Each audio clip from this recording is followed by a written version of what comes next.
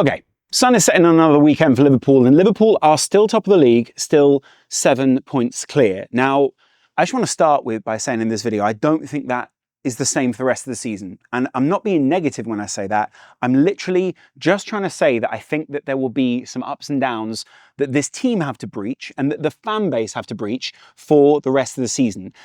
And it's worth knowing that, because I think in football it's very easy to get stuck in this idea that because something was this way last week or 2 months ago or 3 months ago, it needs to stay that way constantly, and that then the only way for us to win a title is for us to be absolutely dominant between now and the end of the season.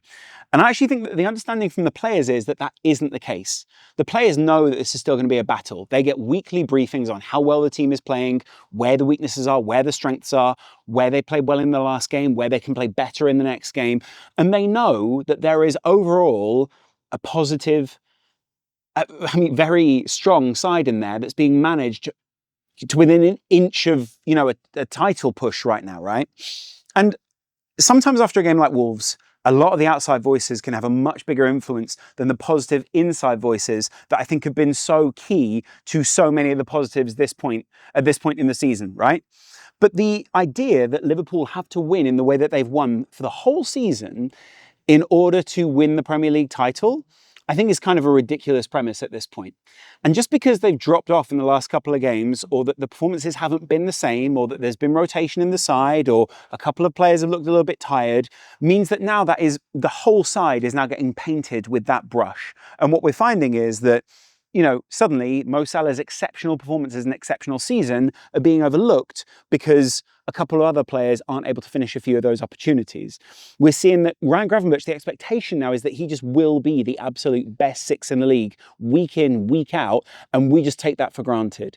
That Alexis McAllister's energy that he does exert until the point where he comes off it just always exists. It's just always there. And that Dominic Szoboszlai's energy running from end to end, hooking up play deep and a little bit further down the field is just always going to be a given within this Liverpool side. And this idea that midfield always has to play in that exact same way in order for us to win games, I think is kind of crazy. So I wanted to highlight some of these positives that we are going to see or have seen in the last couple of games, not least, by the way, in the Wolves game.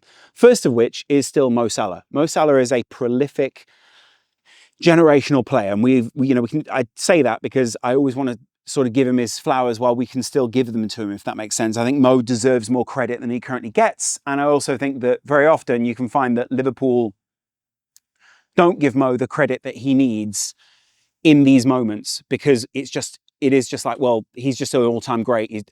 We give it, but it's not an outpouring of love every game. And actually, the outpouring is there. You see him in front of the Kop, you see him in front of our fans, you see how appreciative he is. I want that to continue. I want that feeling to be ridden until the end of the season. He's been great. He's been prolific, and his penalties, all of the other contributions, the brilliant assists, he's top of the Premier League for assists and for goals at this point in the season. And again, I just think it's worth acknowledging. That's a great positive.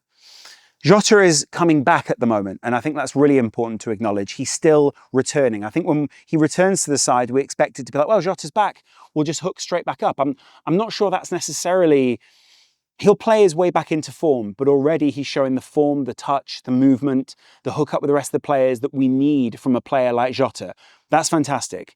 The left, we then have two other options. I think if Jota's back more permanently, we'll see a better option from someone like Luis Diaz and Cody Gakpo out on that left wing. Being able to rotate Gakpo and Luis Diaz out on that wing is a real positive. You're going to ride your bike. You ride your bike, go on. So then we go into the midfield. Again, I'm going to talk about it. Gravenberch's overall performances have been fantastic. I now think they're slightly underrated in the sense that people just take them for granted. And then McAllister alongside him, I think, is the same. And I also think Szoboszlai, because he is taking so many risks, because of that difficult aspect of the game that he has, where he has to hook up the play, always gets underestimated in the contribution that he has in winning the ball back and all those other kind of things. I also think there have been a few teams who've solved the idea of Liverpool winning the ball back through high pressing because they just go down. Wolves have done it. Everton, multiple teams now know that they just need to go down. Expect that in the Villa game. Expect that in the City game, and encourage the Liverpool players as such. Do not allow another team's tactics and their overwhelming positive impact on their game to take away from what it is that we're trying to do. Slot will know this. The Liverpool players will know this. The analysis that is done in between games will make it very clear to those players that what we need to do is continue to do that because it's effective.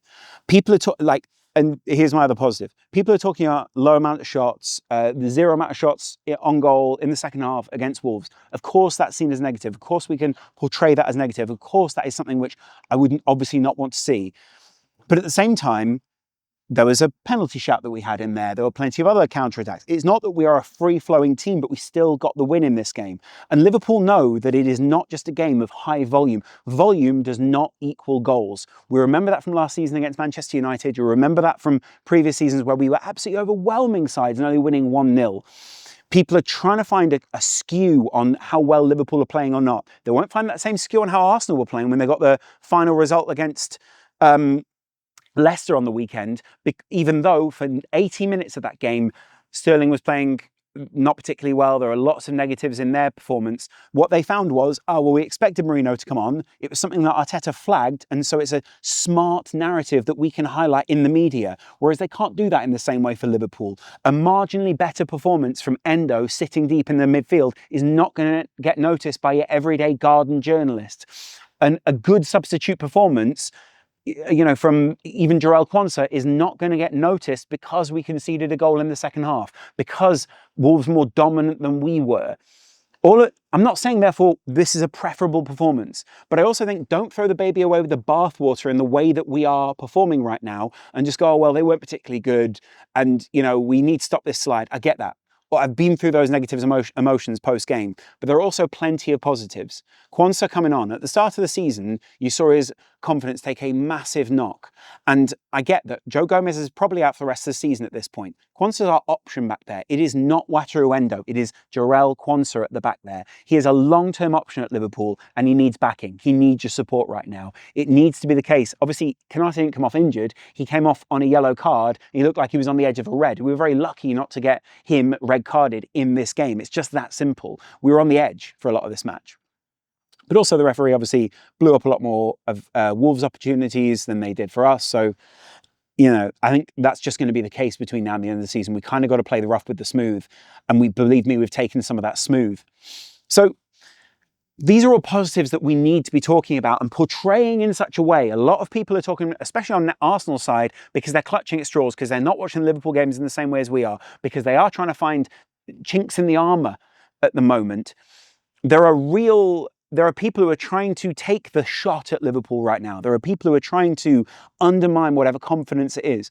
Getting the result is very often the sign of a champion. Getting the result when the opposition play better, if not equal to you, is the sign of a team that are on their way to do something positive. Don't undermine everything because we expect Liverpool to win every week through a confident, controlled performance. That will not be the case between now and the end of the season. And don't forget, the reason you have characters, the reason that some of these people are going to be on massive contracts come next season, be that Mo Salah, who's plastered on the side of Anfield right now. Do you think if we had contract issues with Mo Salah, he'd be plastered on the side of Anfield? Same goes for Virgil van Dijk, plastered on the side of Anfield right now with that new font and that new logo. Not so much for Trent, but that's not the point right now. Some of these guys will be getting bigger contracts or extended fat contracts next season because of the characters that they are, because of what they exude, because of the other aspects that are not just statistical that they bring to Liverpool, because of the grit, because of the way they get us through games. Remember that late tackle from Jarell. Remember how much Konate continually has improved Liverpool's play throughout the season. There have been times where we missed him. We will start him in the next game, inshallah.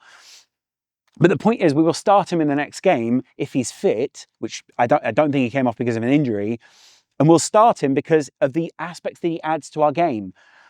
Speaking about it as if somehow Wolves were magically just a better side because they just played better in the second half and we didn't play well is crazy.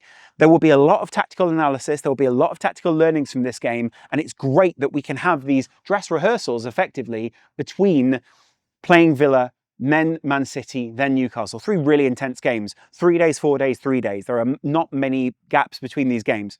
So it's just really worth mentioning right now, there are not all these negatives that there are negatives, but there aren't framing them so negatively. And if it's just a constant downer, I think is a really negative and not very supportive way of looking at it. The Seagulls agree. Anyway, let me know what you guys thought in the comments below, how you're currently dealing with the way that Liverpool are playing, because I know there will be some people out there who are feeling quite negative about it, and what you would like to see more of on the channel, because I know quite a few people are bored of transfer speculation, which I totally get, but also, we've got a Liverpool channel here to run, guys. Anyway, let me know how you're feeling after the weekend, and I'll chat to you in a while. Much love. Bye. Oh, enjoy the sunset. Beautiful sunset tonight. I'm sure it's even better in Liverpool.